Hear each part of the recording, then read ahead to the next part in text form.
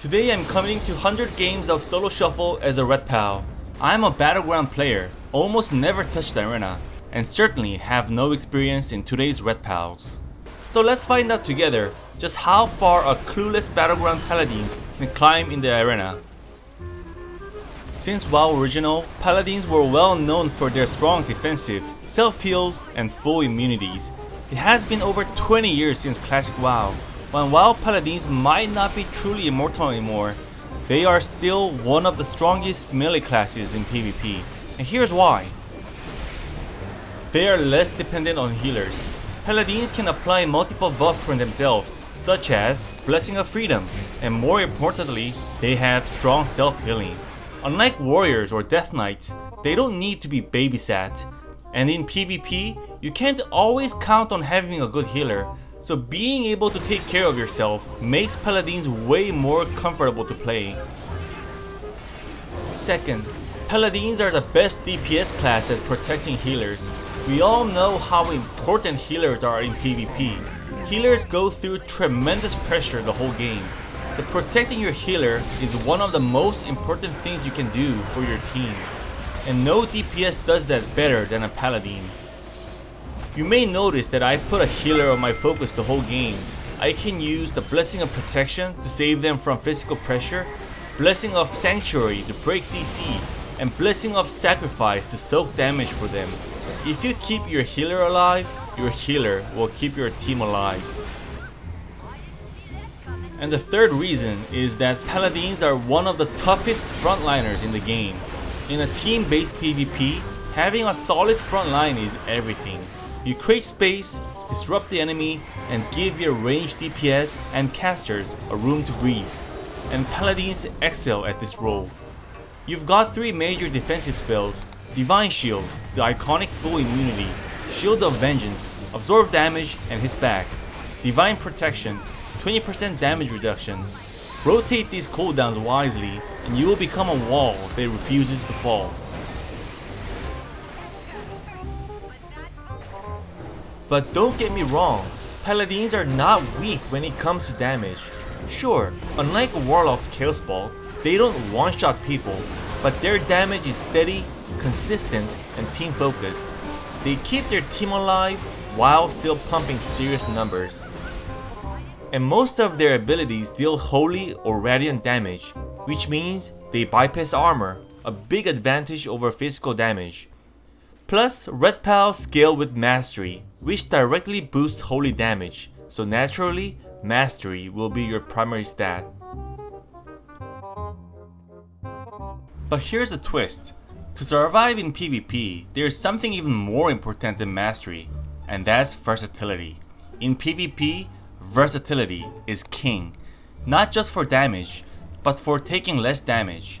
So I'm stacking versatility alongside Mastery, because as a frontline paladin, staying alive matters more than bursting someone down. That's why it's time for an upgrade. I've completed my Conquest gear set with a focus on Mastery and versatility, and of course the 4-set piece bonus. Now I was ready to climb the ladder, but I needed some help before I jump into PvP. If you're ever looking for help in World of Warcraft, let me introduce you to PlayHub, a global gaming marketplace where gamers trade directly with each other. All transactions are 100% secure, backed by trusted sellers, buyer protection, and 24/7 support. By buying directly from other players, you'll get better prices and more flexible deals without sacrificing safety. And here's a bonus. Use my special promo code for an exclusive discount. Need help in World of Warcraft?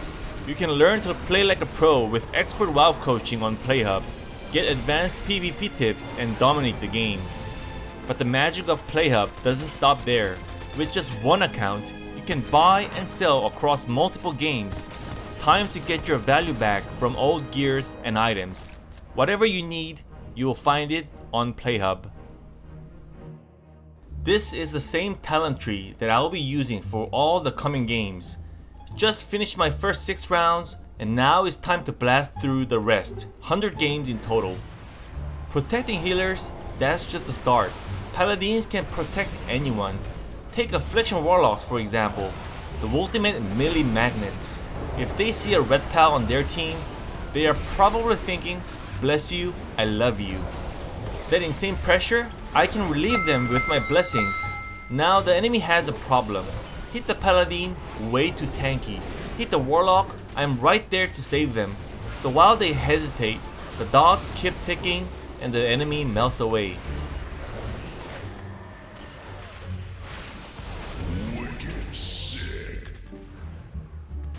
But if an affliction warlock is on the enemy team, you never let them breathe. You stun them on every cooldown. You interrupt every cast. You shut them down with searing glare and relentless pressure. It's gonna be a long fight, but that's fine, because as a paladin, you bring down the hammer of justice. Bring down the hammer of righteousness. Warlocks will hate you for this.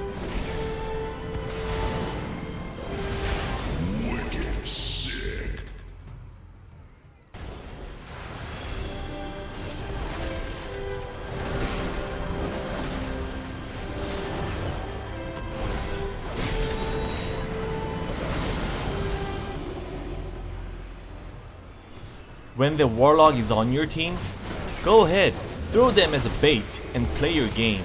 Because like I said, red pals don't have weak damage, no giant one-shots, but you'll find yourself at the top of the damage meter.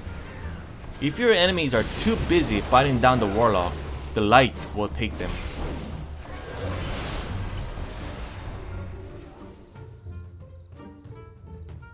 Did I say red pal doesn't have one-shot potential? Well, not exactly a one-shot, but a burst combo that feels just as deadly. Here's how you do it. Start with Greater Judgment. Now, your target takes 20% more damage from your next Holy Power spender. Then, pop Shield of Vengeance. Next, drop Final Reckoning to increase their damage taken by 15% more. Follow up by Wake of Ashes, dealing heavy damage and empowering you with Avenging Wrath. Now the hammer is lit. Keep chasing, keep striking, and when they try to escape, Shield of Vengeance explodes right in their face.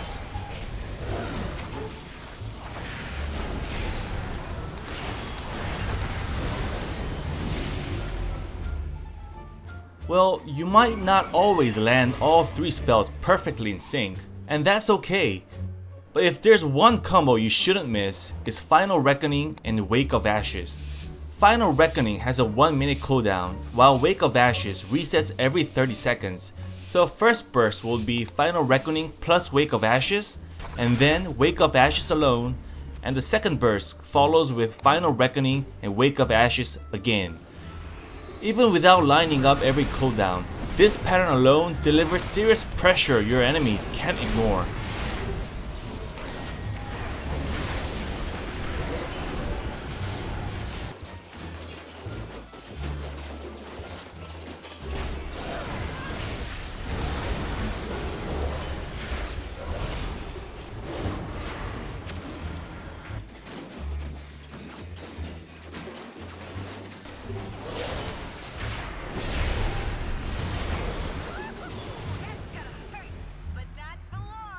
Here's another example of when 3 spell combos beautifully sync together.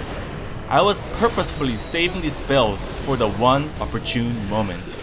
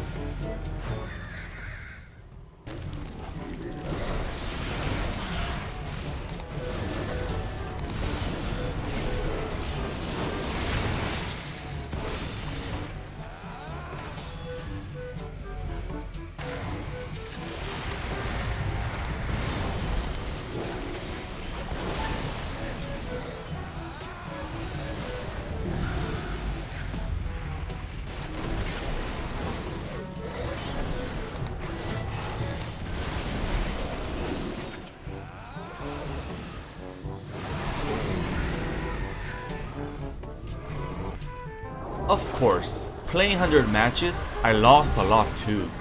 Especially when I ran into specs I rarely see in the arena, like marksmanship or survival hunters. I had no idea how to deal with them, and yeah, it showed.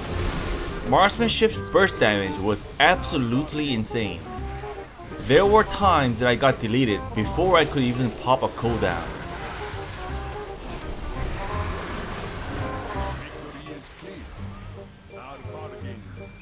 There were rounds where I lost the first 3 matches straight. Brutal.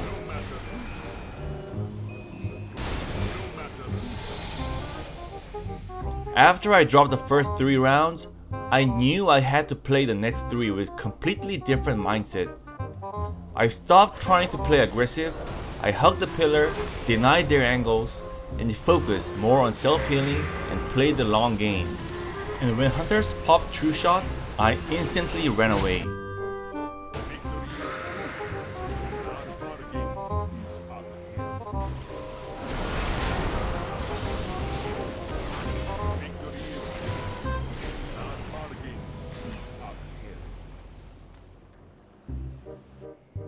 When you are 0 to 3 in the lobby, you can feel the tension.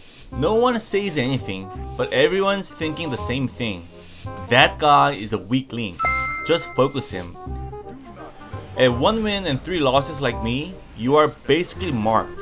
So that's when you need to play extra carefully.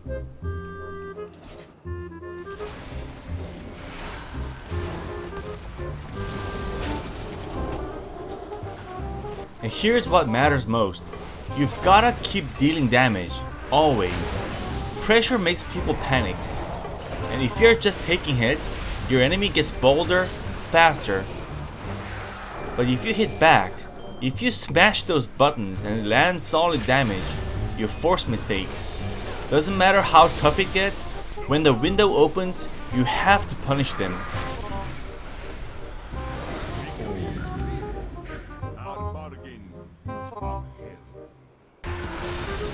And when you're up against 2 melees, maximize your cleave damage. Keep the pressure up and let that damage stack. Eventually, the opportunity will come. And when it does, drop the burst combo and bring them down.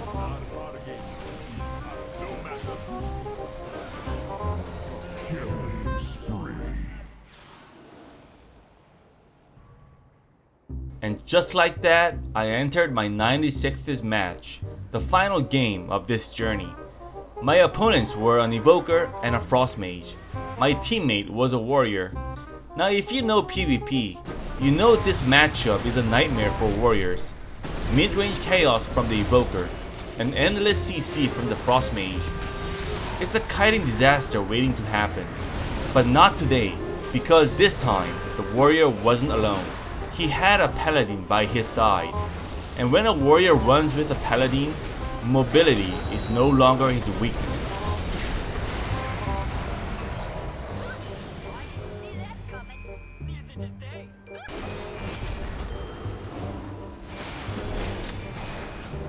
In the next round, the Frost Mage was now on my team, and suddenly I saw exactly how painful it is to be a warrior chained down by roots, slows, and snares, with no Paladin to break the chains.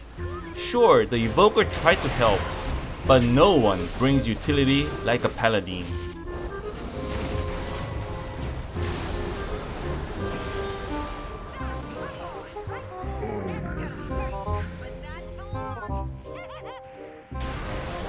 As you have seen so far, Red Pals truly shines in team support. That's what makes solo shuffle so enjoyable. You get paired with all kinds of classes and comps, and as a Paladin, you can always adapt and deliver. You're not just supporting your teammates, you're still strong on your own, which makes for a smooth, stress-free experience. Unlike rogues and mages that demand a pixel-perfect execution, Paladins are forgiving. You can make a mistake, and you can still recover.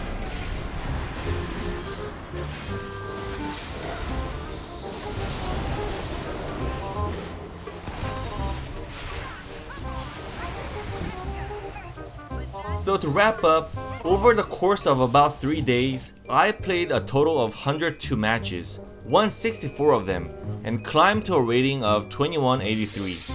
And let me be crystal clear, this isn't because I suddenly became a master of Arena. It's because Red Pals is just that strong right now, borderline overpowered. In fact, the stats don't lie. Red Pals are right at the top, alongside Warriors. So here's the final takeaway. Even a battleground junkie like me can have a blast in Arena. So, it's your turn to bring down the hammer of justice on enemies.